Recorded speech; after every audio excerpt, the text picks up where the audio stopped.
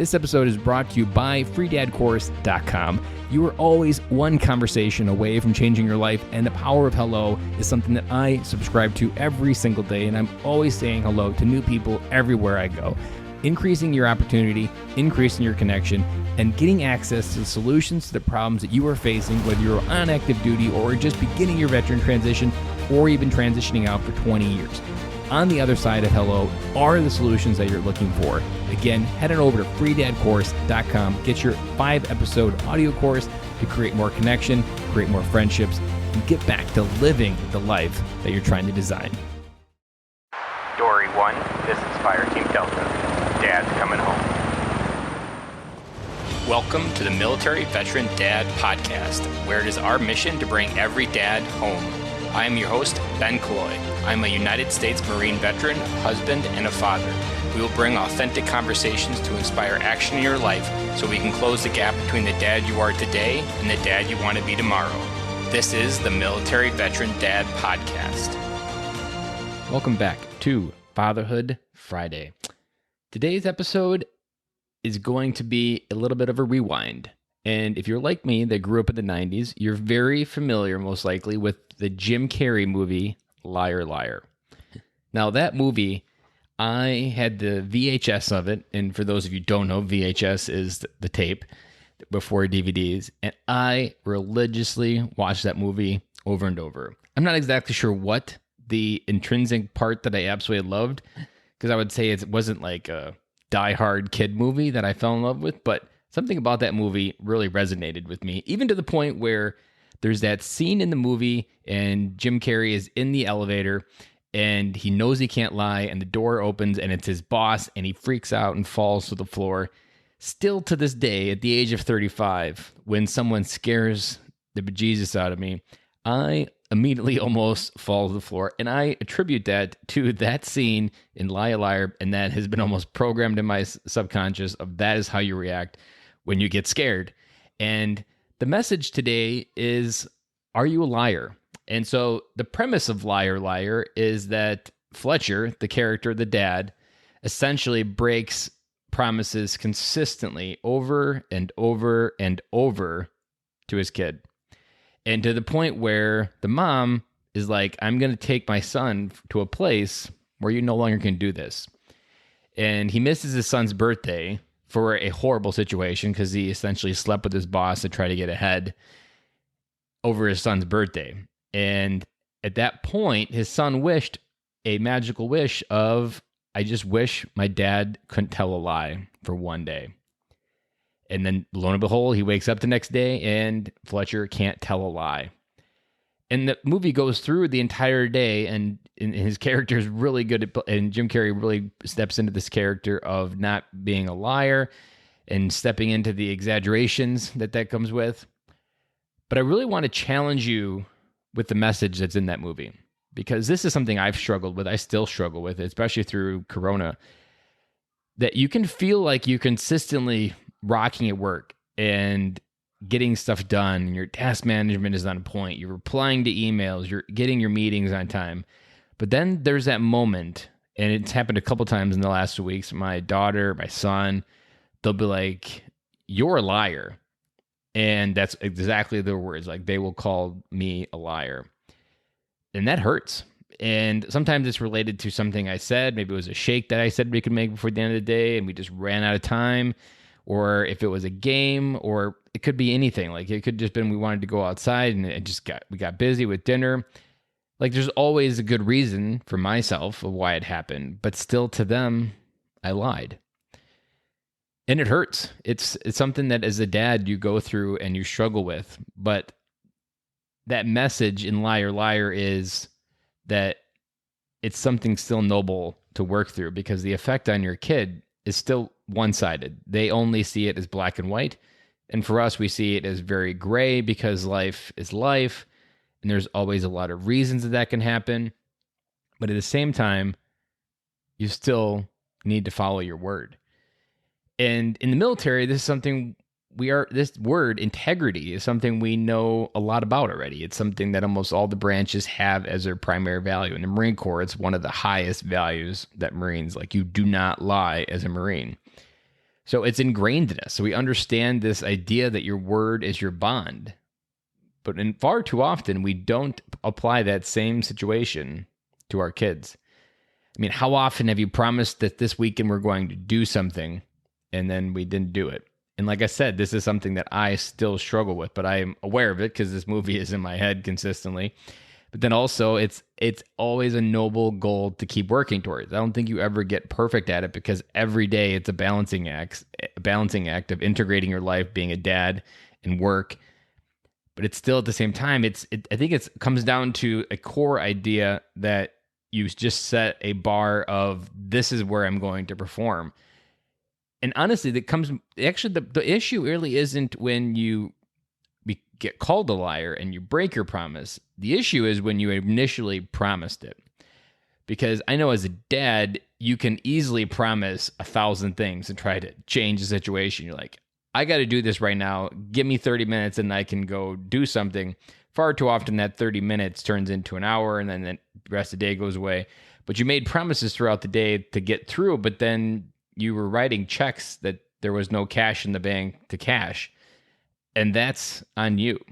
Like when you said you could do something, that was on you. You wrote more checks in that day of time than you could cash. And there's a couple different threads under this idea of being called a liar or living a life where you're lying to your kids, but maybe they haven't called you out on it. Maybe they know it in their head, and don't doubt for a second that they don't know that you broke your promise. They do. Maybe they're not willing to verbalize it, but kids know more and they are aware of way more than we can understand, or that we let them understand, or we perceive they understand. And so this is having an effect on them psychologically. This could be a reason why their behavior is completely off the rails because of something you lied about earlier. And there's there's three things that I wanted to point under the thread of Liar Liar today. And the first one is trust. If you use the movie Liar Liar, the mom, his ex-wife, had no trust that the words coming out of his mouth meant anything. The value, the currency of those words was garbage. And as a dad, you really have to own and take extreme ownership, to quote Jocko Willink, of your words. Because words are one of the very first seeds of integrity. And your integrity is kind of built upon your word in many cases in that first kind of step. But that builds trust. And that trust is so important in your marriage, in your kids' life, in your business life. It's important everywhere. You need to be able to have people count on you. They count on you because you do what you said you were going to do. But so far often we downgrade the priority of our family, and that our word can be more Gumby-like and flexible than rigid and truthful. But that trust is so important because kids, your spouse, they're going to test you with little things. Can you remember to do this and say yes, and then you don't do it? Because then it's going to build up. Momentum builds up with those little things. So if you can build momentum with those little trust tests that they're giving you, those build up to build those higher connections. So when they have something heavy and they need to bring something to you, they're going to trust that you are going to say, let's talk about it in 30 minutes. And you can talk about it. But if you don't build that foundation of trust with all people in your family, that trust is not going to be there as a anchor point to get you through tough conversations.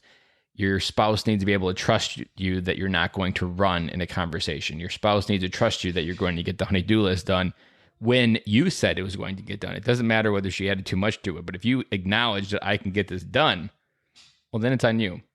And that matters because she's testing you. Everybody is always testing you. And that second point is follow through. Because when you learn to follow through on your word, that it builds internal momentum. Like, I can't tell you how many days I end the day just feeling like a piece of garbage. And 9 times out of 10, that feeling like garbage circulates right back to not following through on something that I said I wanted to do. Or I told someone, like that internal feeling of guilt that I let someone down. That's what usually gets me into a pit. And it starts with just connecting and making sure you follow through on what you did, because then that creates trust. And if you're following through and building trust, that consistency, it's no longer a cornerstone. It's actually an entire first floor foundation. It's an entire floor that people can put stuff on that floor and trust that you're going to be able to walk around and it's not going to break. And when you get to a point where, and this is something I still struggle with this within the family, because there's lots of life going on around me. And there's lots of valid reasons why I might have a bad day. But at the end of the day, if I put my name on it and put my word on it, I need to be able to follow through. And it's when you do that, that's when you really feel the worst. Like Fletcher in Liar Liar, like he felt the worst when he first learned what his son said for his birthday. Like that pit that he fell into was deep. And it took him the entire exercise to figure out of the day of what he was losing, to the point where he hijacked a flight of stairs to chase a 747 down the runway. But that consistency, the consistency of even him keeping his word throughout the day and not being able to tell a lie, that built the consistency to get to that higher consciousness to recognize what he was losing. But he didn't realize that in the morning. In the morning, he was all about, how can I get back to being able to lie? And so remember that your word is your bond, that it builds trust. When you build trust, you can create follow through within yourself. That feeling of following through is a very good feeling to build momentum on your bigger goals and your bigger wants in your life. But that consistency can create that first floor foundation that you need to do to build all the other areas of your life. But if you're not following through on your word, and someone can walk up to you and call you a liar because of what you said, and not because like you're not like, and don't confuse it with this like you're saying a fact and someone's saying you're lying about that fact. What I'm saying in the context of time management, if you said you were going to do something and you didn't, you're a liar. And that's the premise of Liar Liar. And that's the premise that my kids will bring that to me, where they'll say, Dad, you're a liar. Like they don't know any other word, and that's the word they understand to use to reflect that disappointment.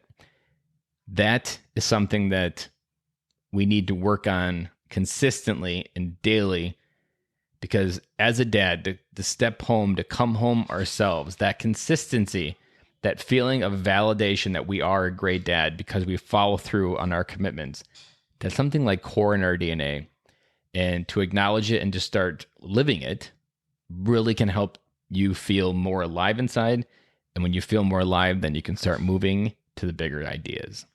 So hopefully this episode helped, and I hope that maybe it hit home for me as it has when the kids call me a liar, and that this episode can help build that consistency in your life.